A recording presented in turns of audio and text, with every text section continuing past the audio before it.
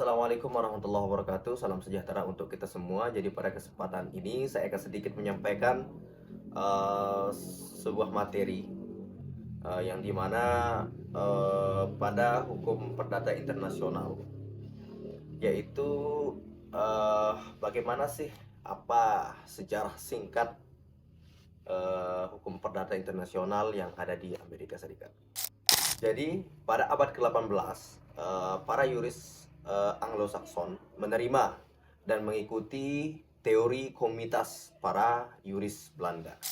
Hal itu terlihat jelas ketika ia berpandangan bahwa lingkungan kuasa peraturan yang dikeluarkan oleh suatu negara itu meliputi orang, semua orang dan benda yang ada di dalamnya, dan bahwa keberlakuan suatu norma hukum secara ekstrateritorial hanya bersifat pengecualian.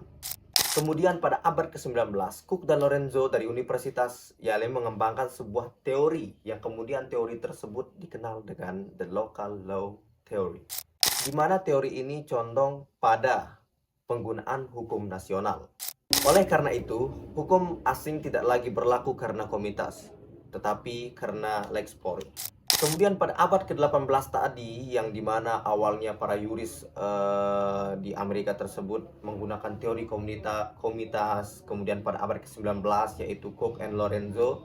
Cook dan Lorenzo itu dari Universitas Yale memperkenalkan teorinya, yaitu the local law theory. Kemudian masuk pada abad ke-20 ini, Brainerd Carey memperkenalkan sebuah teori baru, yaitu governmental interest. Teori governmental interest ini ketika menyelesaikan suatu sengketa perdata antara pihak-pihak antar negara yang berbeda.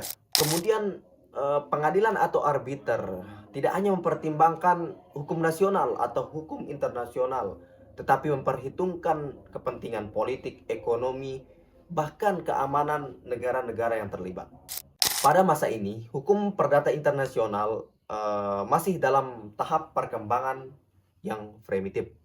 Negara-negara bagian memiliki yuridis tersendiri dan bahkan terdapat ketidakpastian hukum di dalamnya.